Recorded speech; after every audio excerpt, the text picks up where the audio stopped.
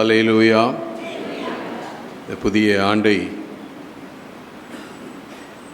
காண ஆண்டவர் கிருபை செய்தார். ஒரு அரை மணி நேரம், ஒரு மணி நேரத்துக்கு முந்தி 2024 சொல்லிக்கிட்டு இருந்தோம். 2024 முடிந்து விட்டது. அன்பு தேவனுடைய பிள்ளைகளே, இந்த நாளிலும் கூட ஆண்டவர் நம்முடைய வாழ்க்கையிலே எப்பொழுதும் நன்மை செய்கிற தேவன். நம்ம அநேக நேரங்களில் அதை மறந்து விடுகின்றோம். இந்த நாளிலும் கூட அவர் நன்மை செய்கிறவராக இருப்பார் என்பதை இந்த ஆண்டின் வாக்குத்தத்தமாய் நாம் வாசிக்க கேட்டோம். திரும்ப எடுத்துக்கொள்ளலாமா? வழக்கமாக எல்லோரும் சேர்ந்து வாசிப்போம். இன்றைக்கி நான் மாத்திரம் ஆகவே நம்ம எல்லாரும் சேர்ந்து வாசித்த பிறகு தேவனை மகிமைப்படுத்த போகிறோம். ஏசாயா தீர்க்கதரிசன புத்தகம் 60ஆம் அதிகாரம் 20ஆம் வசனத்தை அனைவரும் சேர்ந்து வாசிக்க போகிறோம். எடுத்துட்டீங்களா? உன் சூரியன் இனி அஸ்தமிப்பதும் இல்லை, உன் சந்திரன் மறைவதும் இல்லை. கர்த்தரே உனக்கு நித்திய வெளிச்சமாய் இருப்பார், உன் துக்க நாட்கள் முடிந்து போகும். ஹல்லேலூயா. அவர் எழுந்து நின்று ஆண்டவரை மகிமைப்படுத்துவோமா? இந்த புதிய ஆண்டின் காலை நேரத்தில் அதிகாலை வேளையில் ஆண்டவருடைய சன்னிதானத்திலே வந்திருக்கிறோம்.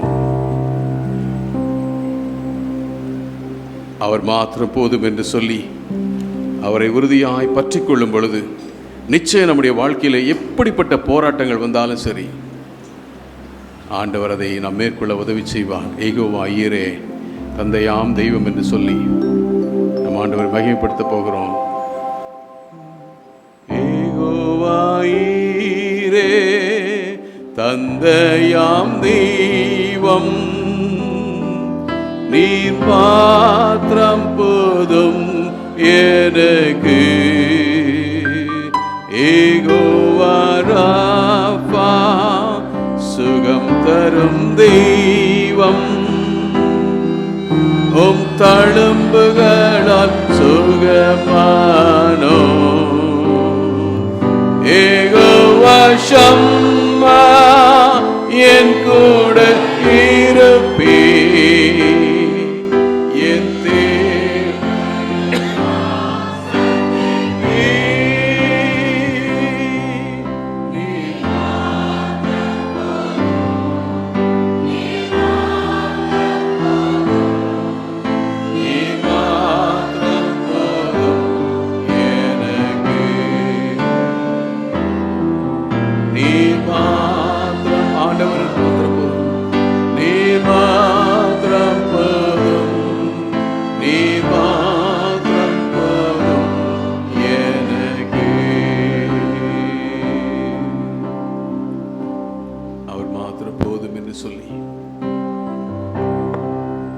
அதிகாலை நேரத்தில் நாம் சொல்லும் பொழுது ஆண்டவர் நம்முடைய வாழ்க்கையில் அற்புதங்களை செய்வார். அவர் நம்முடைய ஆத்ம நேசர். நம்மேல் எவ்வளவு அன்பு கூர்ந்தார் கடந்த ஆண்டு முழுவதுமாய். இந்த புதிய ஆண்டு அன்பு கூறுவார். நம்பிக்கையோடு மையப்படுத்துமா?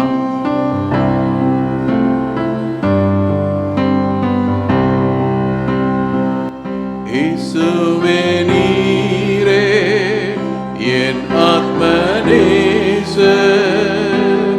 என் மேல் எவ்வளவு அன்பு கூர்ந்தீ. என்னையே மீட்க உம்மையே தந்தீ. உம் அன்பிற்கு இணையில்லையே. என் வாழ்நாள் முழுதும் உமக்காக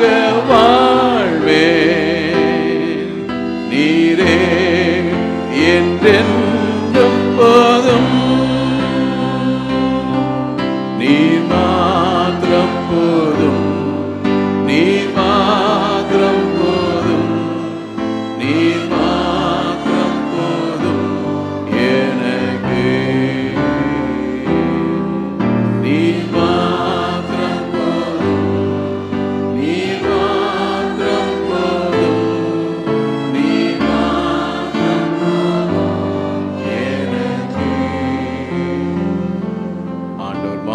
வாழ்க்கையிலே இந்த புதிய ஆண்டிலே போதுமானவராய் இருக்க அவரை பற்றி கொள்ளும் பொழுது ஒருவேளை நினைக்கலாம், ஒரு கஷ்டம் எனக்கு வராதா? நிச்சயம் அநேக துன்பங்கள் வரும், உபத்திரவங்கள் வரும், வேதனைகள் வரும், அவமானங்கள் வரும். ஆனால் அவரை நம்புவோமா? அவரை நம்பும் பொழுது ஆண்டவர் அற்புதங்களை செய்ய வல்லமுள்ளவராய் இருக்கின்றார். நான் நிற்கும் பூமி நிலை குலைந்து அழிந்தாலும், என் நம்பிக்கையின் அஸ்திவாரம் அசைந்தாலும், நான் நிற்கும் பூமி நிலை குலைந்து அழிந்தாலும், என் நம்பிக்கையின் அஸ்திவாரம் அசைந்தாலும், நான் நம்புவதற்கு ஒன்றும் இல்லை என்றாலும், நம்புவேன் என் இயேசு ஒருவரை. நான் நம்புவதற்கு ஒன்றும் இல்லை என்றாலும், நம்புவேன் என் இயேசு ஒருவரை. சொல்லுவோமா? நம்புவேன் என் இயேசு ஒருவரை. நம்புவேன் என் இயேசு ஒருவரை. நம்புவேன் என் இயேசு ஒருவரை. நம்புவேன் என் இயேசு ஒருவரை.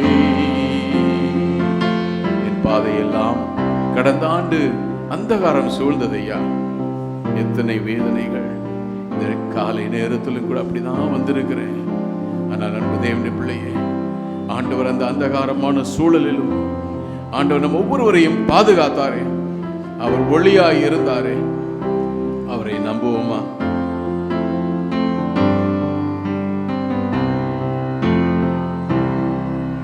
என் பாதை எல்லாம் அந்தகாரம் சூழ்ந்தாலும், வாழ்க்கை முடிந்தது மறுவாழ்வு இல்லை என்றாலும், என் பாதை எல்லாம் அந்தகாரம் சூழ்ந்தாலும், வாழ்க்கை முடிந்தது மறுவாழ்வு இல்லை என்றாலும், என்னை தேற்றுவதற்கு யாரும் இல்லை என்றாலும், நம்புவேன் என் இயேசு ஒருவரை. என்னை தேற்றுவதற்கு யாரும் இல்லை என்றாலும், நம்புவேன் என் இயேசு ஒருவரை. நம்புவேன் என் இயேசு ஒருவரை. நம்புவேன் என் இயேசு ஒருவரை. நம்புவேன் என் இயேசு ஒருவரை. நம்புவேன் என் இயேசு ஒருவரை. ஆண்டவரை நம்பும் பொழுது நமக்கு எதிராக எத்தனை எழும்பி வரலாம். ஏசாயா தீர்க்கதரிசி புத்தகம் 54 அதிகாரம் 17 சொல்லுகிறது. இந்த புதிய ஆண்டிலே நமக்கு எதிராக எத்தனை காரியங்கள் வந்தாலும் ஆண்டவர் நமக்கு ஆயுத்தம் செய்கிறவர். நம்பிக்கையோடு எண்ணி எண்ணி துதி செய்வோமா? இந்த காலை நேரத்திலும் எண்ணி எண்ணி துதி செய்வார். என்னடங்காத கிருபைகளுக்காக என்றும் தாங்கும் தம் குயமே. என்ப இயேசுவின் நாமமே என்றும் தாங்கும் தம் குயமே. என்ப இயேசுவின் நாமமே. எண்ணி எண்ணி துதி செய்வார். உனக்கு எதிராகவே ஆயுதம் வாய்க்காதே. உனக்கு எதிராகவே ஆயுதம் வாய்க்காதே. ஆமென். அழைத்த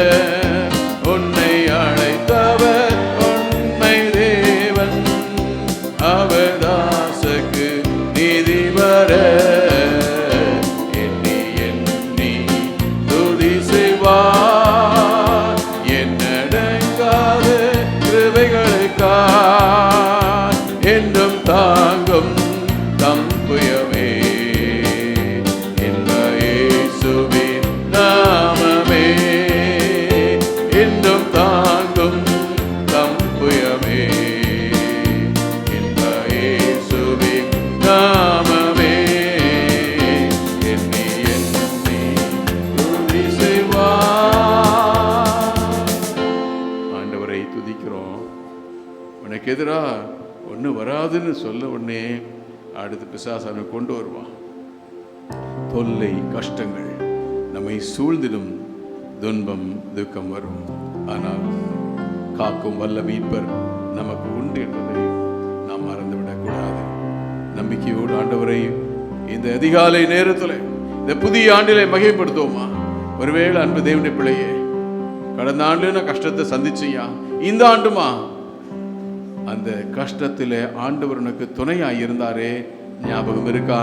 அதே ஆண்டவர் இந்த புதிய ஆண்டிலும் கரம் பிடித்து வழி நடத்துவார். அவர் வழி நடத்துவார். தொல்லை கஷ்டங்கள் சூழ்ந்திடும், துன்பம் துக்கம் வரும், இன்பத்தில் துன்பம் நேர்ந்திடும், இருளாய் தோன்றும் எங்கும் சோதனை வரும் வேளையில் சொற்கேட்கும் செவியிலே பரத்திலிருந்து ஜெயம் வரும், பரன் என்னை காக்க வல்லோ, காக்கும் வல்ல மீட்பர் உண்டெனக்கு. நம்பிக்கையோடு துதிப்போம். உண்டெனக்கு காக்கும் வல்ல மீட்பர் உண்டெனக்கு, காத்திடுவா என்றுமே. புதிய ஆண்டிலே காக்கும் வல்ல மீட்பர் நம் அனைவருக்கும் இருக்கிறார். மறந்துடாதீங்க. தொல்லைகள் கஷ்டங்கள் நம்மை தொடர்ந்து வேதனைப்படுத்தலாம், ஆனால் ஆண்டவர் நம்மோடு கூட இருக்கின்றார். ஆகவே நாம் செய்ய வேண்டிய ஒன்னே ஒன்று, அவரை நம்புவோமா?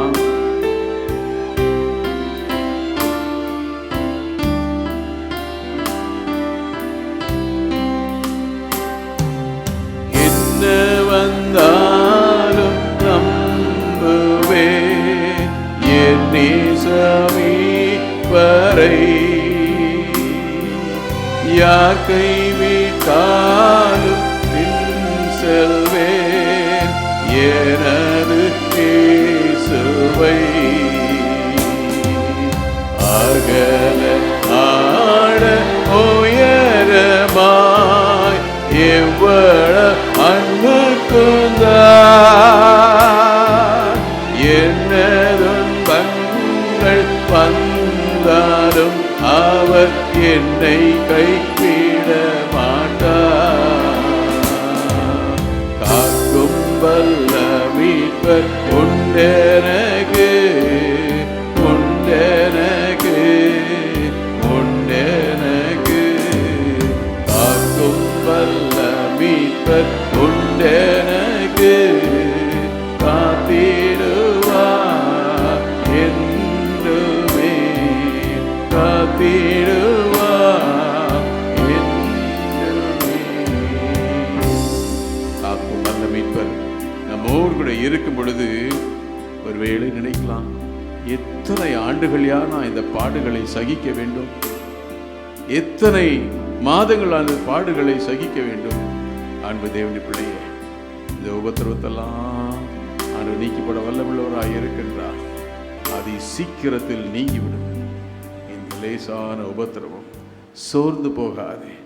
இந்த அதிகாலை நேரத்தில் வந்திருக்க அன்பு தேவனுடைய பிள்ளையே, அவரை துதித்து கொண்டிருக்க நான் ஒவ்வொருடைய வாழ்க்கையில் ஒரு கேள்வி இருக்கும், எப்பொழுது எப்பொழுது ஆண்டவர் ஒரு நாளை வைத்திருக்கின்றார், நம்முடைய வேதனைகளை மாற்றும் ஒரு நாள் வைத்திருக்கின்றார்.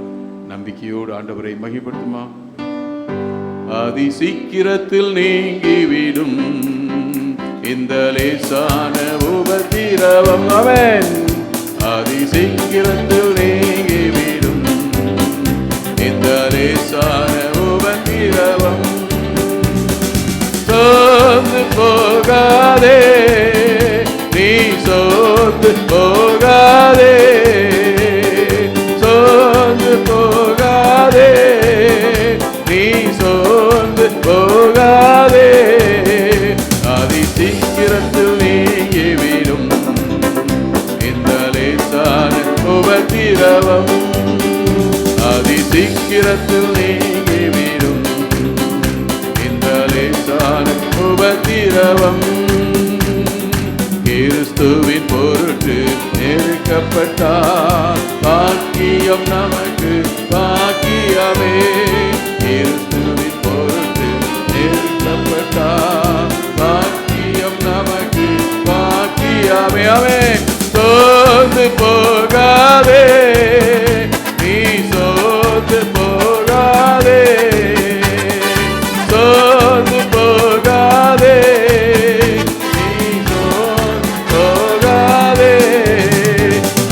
சீக்கிரத்தில் நீங்கிவிடும் நம்மே இந்த லேசான உபத்திரவம். அதி சீக்கிரத்தில் நீங்கிவிடும் இந்த லேசான உபத்திரவம். ஹல்லேலூயா. இந்த புதிய ஆண்டிலே நான் ஒருவேளை சிந்தித்துக் கொண்டிருக்கலாம், என் வாழ்க்கையிலே இந்த காரியம் நீங்குமா? ஆண்டவர் நீக்க வல்லமுள்ளவராக இருக்கின்றார். வானம் பூமி ஒளிந்து போகலாம், அவருடைய வார்த்தை ஒருபோதும் மாறாது. அன்பு தேவனுடைய பிள்ளையே, இந்த அதிகாலை நேரத்திலே உன் வேதனையின் மத்தியில் அவரை துதித்துக் கொண்டிருக்க உன் வாழ்க்கையிலே ஆண்டவர் நிச்சயம் அற்புதங்களை செய்வார். உன் வேதனைகளை மாற்றுவார், உன் தேவைகளை சந்திப்பார். ஏனென்றால் அவர் வாக்குத்தத்தத்தின் தேவன், வாக்கு மாறாதவர்.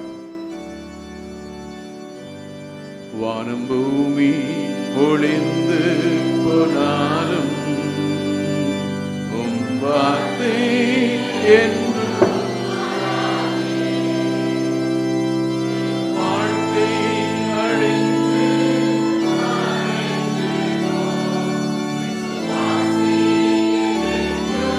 நிலைப்பார். வானம் பூமி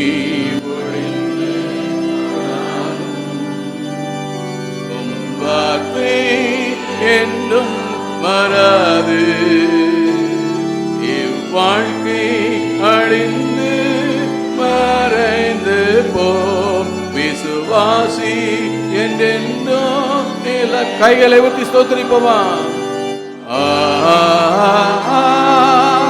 அல்லேலூயா,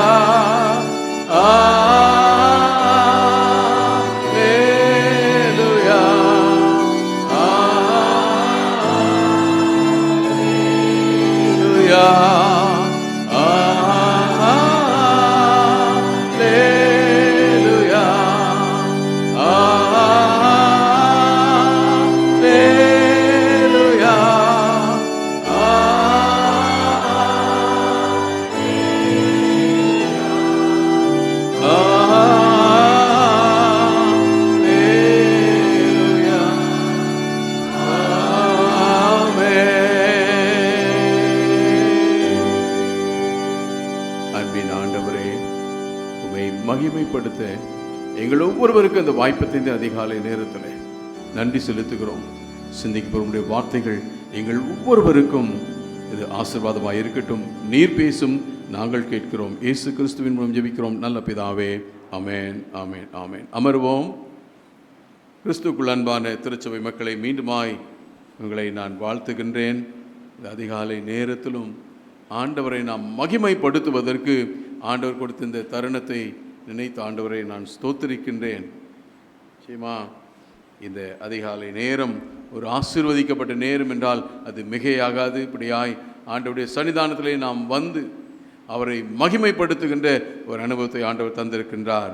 வாசிக்கப்பட்ட அந்த வாக்குத்தத்தின் அடிப்படையில் இன்றைக்கு உங்களோடு கூட 3 காரியத்தை சொல்ல போகிறேன். குறிப்பாய் இந்த புதிய ஆண்டிற்கான நான் கொடுத்திருக்க ஒரு தலைப்பு, உன் அடையாளத்தை ஆண்டவர் மாற்றுகின்றார். உன் அடையாளத்தை ஆண்டவர் மாற்றுகின்றார். God changes your identity. என் அடையாளம் இன்னைக்கு எப்படி இருக்கு? என்னை பார்த்தா எல்லாம் தப்பா பேசுறாங்க, என்னை ஏளனமாய் பார்க்கிறார்கள். ஆனால் ஆண்டவர் உன் அடையாளத்தை மாற்றுகின்றார். விசுவாசிக்கிறீங்களா? ஹல்லேலூயா சொல்லுங்க. என் அடையாளத்தை ஆண்டவர் மாற்றுவார். இங்கே வாசிக்கப்பட்ட வேத பகுதிகளை குறிப்பாய் பார்க்கிறோம். இந்த வாக்குத்தத்தம், உன் துக்க நாட்கள் முடிந்து போ. வேதனையோடு இருக்கின்ற என் அடையாளத்தை ஆண்டவர் மாற்ற வல்லமுள்ளவராய் இருக்கின்றார். எடுத்துக்கொள்ளலாம். ஆதியாகமம் 16ஆம் அதிகாரம் 7ஆம் வசனத்தை வேகமாய் வாசிங்கள். ஆதியாகமம் 16ஆம் அதிகாரம் 7ஆம் வசனம்.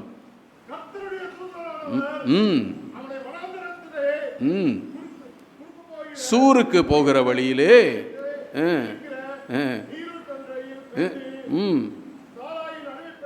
சாராயின் அடிமை பெண்ணாகிய ஆகாரே, எங்கே இருந்து வருகிறாய், எங்கே போகிறாய் என்று கேட்டார். வாசிங்க. என் நாச்சியாராகிய சாராய் விட்டு ஓடி போகிறேன். காரணம் என்ன? சாராய் தனக்கு பிள்ளை இல்லை என்ற உடனே தன்னுடைய வேலைக்காரியே வீட்டுக்கு கொடுக்குறாரு. குழந்தை பிறந்த உடனே அவளை ஏளனமாய் பார்க்கின்றாள். உடனே அவளுக்கு ஐயோ அவ்வளோதான், என்னை இனி அலட்சியப்படுத்துவாளே. ஆனால் இங்கே பார்க்கின்றோம், அவள் பண்ணுற கஷ்டத்தில் ஓடி போகின்றாள். ஓடி போகிற அவளை அங்கே தூதனானவர் சந்திக்கின்றார்.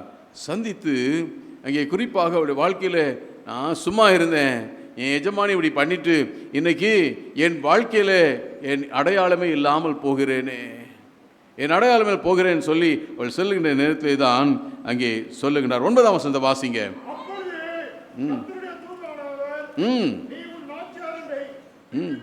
நாச்சியாரண்டை திரும்பி போய் அவள் கையின் கீழ் அடங்கி இரு. இப்போ இந்த பக்கத்தில் ஒருத்தர் வாசிங்க.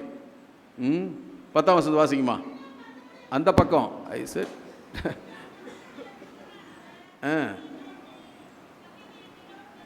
உன் சந்ததியை மிகவும் பெருக பண்ணுவேன், அது பெருகி எண்ணி முடியாததா இருக்கும். ஹல்லேலூயா. யாருக்கு சொல்றாரு? அவள் வாழ்க்கையில அடையாளம் அற்றவளாய் சென்று கொண்டிருக்கின்ற ஆகாரை பார்த்து தூதனானவர் சொல்லுகின்றார். கர்த்தருடைய தூதனானவர், உன் சந்ததியை பெருக பண்ணுவேன். இந்த காலை நேரத்தில் நான் அதற்கு கொடுத்திருக்க முதல் தலைப்பு அங்கலாய்ப்பும் ஆக மகிழ்ச்சியும். அங்கலாய்ப்பு. ஐயோ, என் வாழ்க்கை அடையாளமற்று போய்விட்டதே, நான் என்ன செய்ய போகிறேன்? அடையாளத்தை ஆண்டவர் மாற்றுகின்றார். சொல்லுகின்றார், நான் என்ன செய்வேன்? அது உன் சந்ததியை மிகவும் பெருக பண்ணுவேன், அது பெருகி எண்ணி முடியாததாக இருக்கும். வாசிங்க 11ஆம் வசனத்தை இந்த பக்கத்தில் வாசிங்க. வெயிட், எனக்கு நேராக யாராக வாசிங்களேன். நீ கர்ப்பவதியாய் இருக்கிறாய், ஒரு குமாரனை பெறுவாய், உன் அங்கலாய்ப்பை கேட்டபடியால். ஆமா, அங்கலாய்ப்பை அங்கே கேட்கின்றார். அவர் அடையாளத்தை மாற்றுகின்ற தேவன். ஹல்லேலூயா. இந்த காலத்தில் எந்த அங்கலாய்ப்போடு கூட அடையாளமற்றவர்களாய் இருக்கின்றோம், ஆண்டவர் அதை மாற்ற வல்லமுள்ளவராய் இருக்கின்றார். பார்க்கிறோம், என் வாழ்க்கையிலே நான் இப்படி இருக்கிறேனே, எனக்கு யார் உதவி செய்வார் என்று சொல்லி சிந்தித்து கொண்டிருக்க அன்பு தேவனுடைய பிள்ளையே, ஆண்டவர் நம் அடையாளத்தை மாற்றுவார். என் வாழ்க்கையிலே எனக்கு அடையாளமே இல்லை. I am nobody, I am negligible, I am neglected and people have ignored me. ஆண்டவர் உன்னை இக்னோர் பண்ணி, மக்கள் உங்களை இக்னோர் பண்ணியிருக்கலாம், ஆனால் ஆண்டவர் அப்படி செய்கிறவரே அல்ல. ஆண்டவர் செய்கிறவரே அல்ல.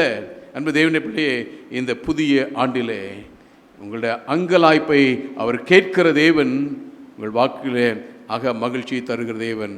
அந்த அக மகிழ்ச்சியின் மூலமாய் அடையாளத்தை மாற்றுகிறாய் இருக்கின்றார். இரண்டாவதாக இப்போ வாசிக்கலாம், வாசிக்கப்பட்ட வாக்குத்தத்தம் ஏசாயா 60ஆம் அதிகாரம் 20ஆம் வசனத்தை வாசிங்க. உன் சூரியன் இனி அஸ்தமிப்பதில்லை, உன் சந்திரன் மறைவதும் இல்லை, கர்த்தரே உனக்கு நித்திய வெளிச்சமாய் இருப்பார். கர்த்தரே உனக்கு நித்திய வெளிச்சமாய் இருப்பார். உன் துக்க நாட்கள் முடிந்து போகும். துக்க நாட்கள் முடிந்து போகும். முதலாவது ஆகாரின் அடையாளத்தை ஆண்டவர் மாற்றுகின்றவராய் இருக்கிறார். ஆண்டவர் இன்னொருத்தருடைய அடையாளத்தை மாற்றுகின்ற தேவன். என்ன அடையாளம்? அடிமையை ஆளுகின்றவனாய் மாற்றுகின்றார். எடுத்துக்கொள்ளலாம். ஆதியாகமம் 39ஆம் அதிகாரம் 20ஆம் வசனத்தை வாசிங்கள். ஆதியாகமம் வாசிங்க. அதுக்காக இந்த பக்கம் வாசிங்கன்னா இந்த பக்கம் விட்டுறக்கூடாது. So you should give opportunity for every one. நான் இவர் பால்கனியில் இருக்கும் வாசிக்க சொல்ல போகிறேன். வாசிங்க. ஆதியாகமம் 39ஆம் அதிகாரம் 20ஆம் வசனம். யோசேப்பின் எஜமான் அவனை பிடித்து ராஜாவின் கட்டளையால் காவலில் வைக்கப்பட்டவர்கள் இருக்கும் சிறைச்சாலையிலே அவனை ஒப்புவித்தான். அந்த சிறைச்சாலையிலே அவன் இருந்தான். பாருங்க, தான் செய்யாத தவறுக்காக போத்திபாரின் மனைவி எதிர்பார்ப்பை அவன் நிறைவேற்றவில்லை என்பதற்காக ஒரு அபாண்டமான பழியை சொல்லி அவனை அவமானப்படுத்தி அவன் அடையாளத்தையே மாற்றுகின்றாள். இவன் ஒரு மோசமானவன். He has to be imprisoned. அதைத்தான் பார்க்கின்றோம். அவன் யோசேப்பின் எஜமான் அவனை பிடித்து ராஜாவின் கட்டளையால் காவலில் வைக்கப்பட்டவர்கள் இருக்கும் சிறைச்சாலையில், பாருங்க, ராஜாவின் கட்டளையில் காவல் இருக்கவன் என்ன ஆயிருக்கும் கொஞ்சம் யோசிச்சு பாருங்க. Influential person and whom they were all imprisoned. என்ன செய்வாங்க? மற்றவனுக்கெல்லாம் 10 அடினா இவனுக்கு என்ன ஆயிருக்கும்? 100 அடி. சாப்பாடு கிடச்சிருக்குமான்னு தெரியல. அவன் வாழ்க்கையில் எத்தனை கடினமான காரியங்கள். காரணம், ஐயோ நான் ஆண்டவன் உண்மையாக இருந்தனே, எனக்கு ஏன் அப்படின்னு கேட்கல. But he has accepted all the humiliations. தன்னுடைய அவமானத்தை அவன் ஏற்றுக்கொண்டான். பார்க்கின்றோம்.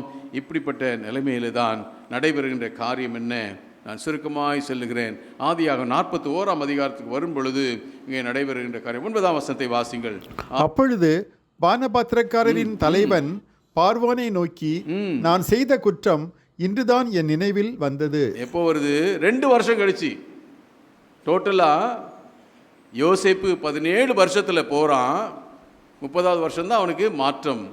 இப்போ இடைப்பட்ட காலத்தில் அவன் சிறைச்சாலையில் இருக்கும் பொழுது பானபாத்திரக்காரன் சுயம்பாகிகளின் தலைவன் வருகின்றார்கள். சொப்பனத்தை காண்கின்றார்கள். சொப்பனத்தை விவரிக்கின்றான். எப்பா நீ போனீன்னா சொல்லு, இந்த ராஜா கிட்ட சொல்லு, நான் தப்பே பண்ணலையா, என்னை பொய்யா வச்சுருக்காங்க, கொஞ்சம் சொல்லுன்னா. நம்மளை போல தான் என்ன பண்ணுவான்? இருக்கும் பொழுது நல்லா இருந்துட்டு போன பிறகு சொல்லுங்களேன், நீங்கள் செய்ய மாட்டீங்க, நீங்கள் ரொம்ப நல்லவங்க, மறந்துடுறது. மறதே போயிட்டான். அப்போ தான் சொல்ல கடைசியாய் இப்போ சொல்கிறான், நான் செய்த குற்றம் இன்று தான் என் நினைவில் வருகின்றது. ஐயோ, நாங்கள் சிறைச்சாலையில் இருக்கும்போது ஒரு பையன் இருந்தான், இந்த பையன் இப்படியா சொன்னான். அன்பு தேவனுடைய பிள்ளைகளே, ராஜாவின் கட்டளையால் காவலில் வைக்கப்பட்டிருந்த யோசேப்பு தன் அடையாளத்தை இழந்தவனாய் அவமானத்தோடு கூட பழிச்சொல்லோடு கூட அங்கே சிறைச்சாலையில் இருந்த அவனை நடைபெறுகின்ற காரியம் என்ன? 41ஆம் அதிகாரத்தின் 14ஆம் வசனத்தை வாசியுங்கள். என்ன நடக்கிறது? அப்பொழுது பார்வோன் யோசேப்பை அழைப்பித்தான். அவனை தீவிரமாய் காவல் கிடங்கிலிருந்து கொண்டு வந்தார்கள். அவன் சவரம் பண்ணிக்கொண்டு வேறு வஸ்திரம் தரித்து பார்வோனிடத்தில் வந்தான். அப்பொழுது பார்வோன் யோசேப்பை அழைப்பித்தான். ஹல்லேலூயா சொல்லுங்களேன். எவ்வளவு பெரிய காரியத்தை ஆண்டவர் செஞ்சிருக்காரு.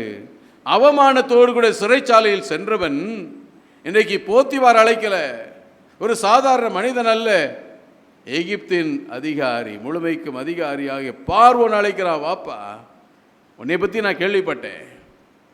ஆண்டவருடைய செயலை பாருங்கள். அவன் எல்லா நிலைகளிலும் ஆண்டவருக்காய் உண்மையாயிருந்தான். அன்பு தேவனுடைய பிள்ளைகளே, இந்த புதிய ஆண்டிலே ஆண்டவருக்காய் நாம் உண்மையாய் இருக்கும் பொழுது பாடுகள் உண்டு, உபத்திரவங்கள் உண்டு, அவமானங்கள் உண்டு, நிந்தைகள் உண்டு, பழிச்சொல் உண்டு. அபாண்டமான பழிச்சொல் சும்மா இல்லை. அப்படியே அப்படியா கேட்குறவங்க பார்த்து என்ன பண்ணிங்கன்னா ரொம்ப ரொம்ப சுவாரஸ்யமாக கேட்பாங்க. அடுத்தவங்களை பற்றி சொல்லும் பொழுது அப்படியா அப்படியா அப்படியா ரொம்ப இன்ட்ரெஸ்டாக கேட்பாங்க. இந்த கதை சின்ன குழந்தைங்க கேட்பாங்கல்ல, கதை சொல்லு தூங்குறதுக்கு, அது போல் இங்கே பார்க்கின்றோம். ராஜா அவனை அழைப்பு தடுக்கின்றான். வாப்பா சிறைச்சாலை வா. இது வரைக்கும் அவன் வேதனையோடு அவமானத்தை தாங்கி கொண்டு அடையாளத்தை இழந்திருந்தவன் இப்பொழுது ஆண்டோடு பெரிதான கிருபையினால் அவன் பார்வோனால் அழைக்கப்படுகின்றான். அழைக்கப்பட்ட பிறகு நடைபெறுகின்ற காரியம் என்ன? அவன் குறிப்பாக 41ஆம் அதிகாரத்தின் 25ஆம் வசனத்தில் அங்கே பார்வோன் என்ன கண்டான் என்பதை குறித்து யோசேப்பு சொல்லுகின்றான். சொன்ன பிறகு 38ஆம் வசனத்தை வாசிங்க. ஆதி 41:38. அப்பொழுது பார்வோன் தன் ஊழியக்காரரை நோக்கி, தேவ ஆவியை பெற்ற இந்த மனுஷனை போல, எப்பயா சொல்றாரு? போத்திபார் சொல்லும் பொழுது அவனை சிறைச்சாலையில் போடு வைத்தார்கள், அவனை அவமானப்படுத்தினார்கள். தன் தகப்பனால் செல்லமாய் வளர்க்கப்பட்டவன், சகோதரரால் வெறுக்கப்பட்டு சொன்ன சொப்பனத்தினால இன்னைக்கு அடிமையாக விற்கப்பட்டவன் இன்னைக்கு அபாண்டமான பழிச்சொல்லை ஏற்றுக்கொண்டு சிறைச்சாலை இருக்கவனை பார்த்து இப்போ வந்த பிறகு சொல்றாரு தன் ஊழியக்காரை நோக்கி, தேவ ஆவியை பெற்ற இந்த மனுஷனை போல வேறொன்றோ. ஹல்லேலூயா, ஹல்லேலூயா, ஹல்லேலூயா. ஹல்லேலூயா. வாழ்க்கையில் அற்புதம் நடக்கணும். ஹல்லேலூயா சொல்லியா. என்றென்றும் இருக்கிற ஆண்டவருக்கு சொல்லுவோமா? ஹல்லேலூயா. பார்க்கிறோம் சிறைச்சா, அதாவது தன் சகோதரர்கள் பாழும் கிணற்றிலே போடப்பட்ட பொழுது எப்படி வேதனைப்பட்டிருப்பான். எஸ்பரில் விற்கும்போது ஐயோ அவ்வளோதான், எங்கள் அப்பா உன்னை இனி பார்க்கவே முடியாதுன்னு நினச்சிட்டு போயிட்டான். அடுத்து போத்திபாரத்தில் போன பிறகு கொஞ்சம் மூச்சு விட்ட உடனே அடுத்து பெரிய தண்டனை, அவ்வளோதான் என் வாழ்க்கை முடிஞ்சிருச்சு. அந்த பணபாத்திரன்ட்ட சொல்லி அனுப்புகிறான், அவனும் மறந்துட்டான். ஆனால் ஆண்டவர் மறவாத தேவன். ஹல்லேலூயா. அவர் உங்களையும் என்னையும் மறவாத தேவன். நாம் நினைக்கலாம் ஒருவேளை, நான் அடிக்கடி நான் சொல்லுகிற ஒரு வார்த்தை, ஆண்டவர் ஒருவருக்கும் கடனாளி கிடையாது. நான் நினைக்கிறேன், அன்றைக்கு இந்த அதிகாலை வேளையில் வந்து அமர்ந்து கொண்டிருக்கிறீங்களே, ஆண்டவர் கடனாளி கிடையாது. அவரை தேடுகின்ற உங்கள் வாழ்க்கையில் அதற்குரிய ஆசீர்வாதத்தை ஏற்ற வேளையில் தருகிற தேவன். மறந்துடாதீங்க. ஒருவேளை தாமதமாக வரலாம், ஆனால் அதை தருகிற தேவன். பார்க்கிறோம் இங்கே யோசேப்பு 17 வயசில் அவன் வேதனைகளை அனுபவிக்க ஆரம்பிக்கிறான். 13 வருஷம் கழித்து தான் இங்கே நடைபெறுகின்ற காரியம் என்ன? அவன் சொல்லுகின்றான்,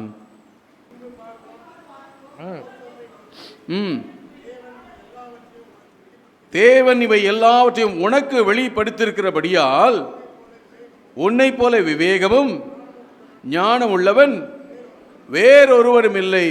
பார்வோன் சொல்றையா, சொன்னது மாத்திரமல்ல, அவன் என்ன செய்கிறான்? 41ஆம் வசனத்தை வாசிங்களேன்.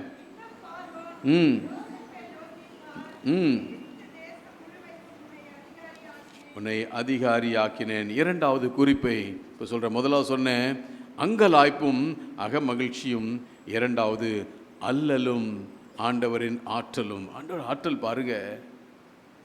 சிறைச்சாலை, பாழும் கிணறு, அடிமையாய் விற்கப்படுகின்றான், போத்திபார் இல்லத்திற்கு செல்லுகின்றான், அவமான சொல்லை பெற்று சிறைச்சாலை செல்லுகின்றானால் இறுதியாக ஆண்டவர் கொடுத்த சொப்பனம் நிறைவேறும் வரைக்கும் அவனை கைவிடவே இல்லை. அவன் அடையாளத்தை மாற்றுகிற தேவனுடைய பிள்ளையே, ஒருவேளை உன் அடையாளம் அழிக்கப்பட்டதுன்னு நினைக்கின்றாயா? ஆண்டவர் சேஞ்சஸ் யுவர் ஐடென்டிட்டி. உன் அடையாளத்தை மாற்றுகின்றார். நீ நினைக்கலாம், எனக்கு அவமானம் தான் அடையாளம், நான் ஒன்றுமில்லை சொல்லுவதுதான் அடையாளம். ஆண்டவர் ஒரு நாளில் எல்லாவற்றையும் மாற்ற வல்லமுள்ளவராய் இருக்கின்றார். அவர் மாற்றுகின்ற தேவன். மூன்றாவது குறிப்பை சொல்லி நான் முடிக்கப் போகின்றேன். முதலாவது சொன்ன அங்கலாய்ப்பும் அகமகிழ்ச்சியும் அல்லலும் ஆண்டவரின் ஆற்றலும். பாருங்க, ஆண்டவரின் ஆற்றல் அவனுடைய அவமானத்தை போக்குகிறது மாத்திரமல்ல, எகிப்தின் முழுமைக்கும் உன்னை அதிகாரி ஆக்கினேன் என்று சொல்லி இங்கே பார்க்கின்றோம். தன் குடும்பத்தை அங்கே ஆண்டவர் வர வைக்கிறார். என்ன சொப்பனம் காட்டினாரோ அதே போல் அவனை காலில் விழுந்து வணங்குறாங்க. மூன்றாவதாக சொல்லி எடுத்துக்கொள்ளலாம். 2 ராஜாக்கள் 20ஆம் அதிகாரம் 1ஆம் வசனத்தை வாசிங்கள். 2 ராஜா. அந்நாட்களில் எசேக்கியா வியாதிப்பட்டு மரணத்துக்கு ஏதுவாய் இருந்தான். அப்பொழுது ஆமோஸின் குமாரனாகிய ஏசாயா என்னும் தீர்க்கதரிசி அவனிடத்தில் வந்து அவனை நோக்கி நீர் உமது வீட்டு காரியத்தை ஒழுங்குபடுத்தும், நீர் பிழைக்க மாட்டீர், மரித்து போவீர் என்று கர்த்தர் சொல்லுகிறார் என்றான். பாருங்க, யாராவது ஒருத்தர் வந்து அவ்வளோதான் முடிஞ்சு போச்சு அப்படின்னா எப்படி இருக்கும்? எசேக்கியா அவன் செய்கிற காரியம் என்ன? அவன் வாசிங்க, 3ஆம் வசனத்தை வாசிங்க.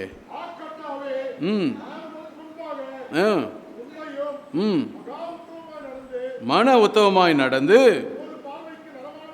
உமது பார்வைக்கு நலமானதை செய்தேன் என்பதை நினைத்தருளும் என்று விண்ணப்பம் பண்ணினான். எசேக்கியா மிகவும் அழுதான். அன்பு தேவனுடைய பிள்ளைகளே, இப்போ அவனுக்கு கொடுக்கப்பட்ட அடையாளம்னா முடிஞ்சு போச்சு. Your life is going to be over, finished. ஏசாயா தீர்க்கன் சொல்லிட்டு போகிறாரு, அவ்வளோதான்ப்பா, ரெடி பண்ணுப்பா, முடிஞ்சிருச்சு. ஆண்டவர் அங்கே அவன் அடையாளம் என்ன? அழுகையை, 3வது குறிப்பு, ஆனந்தமாய் மாற்றுகின்றார். அங்கலாய்ப்பை அகமகிழ்ச்சியாய் மாற்றுகின்ற ஆண்டவர், அல்லல்களை ஆற்றலுடையதாய் மாற்றுகின்ற ஆண்டவர், அழுகையை ஆனந்தமாய் மாற்றுகின்றார். பார்க்குறோம், அவன் சொல்லிட்டு போகணுன்னு அழுகிறான். உடனே ஆண்டவர் திரும்பி போப்பா, சொல்லுப்பா, அவன் அழுகிறான்ப்பா. இந்த காலை நேரத்தில் நாம் எந்த காரியத்திற்காக அழுது கொண்டு இருக்கிறோம் நீண்ட நாட்களாய், அதைத்தான் இந்த வாக்குத்தத்தம் சொல்லுகிறது. உன் துக்க நாட்கள் முடிந்து போகும். மறந்துடாதீங்க. எத்தனை ஆண்டுகளாக நான் துக்கமாக இருக்கிறேன் ஐயா, எத்தனை ஆண்டுகளாக நான் துக்கமாக இருக்கிறேன். உன் துக்க நாட்கள் முடிந்து போகும். ஏசாயா அழுது கொண்டிருந்தான்.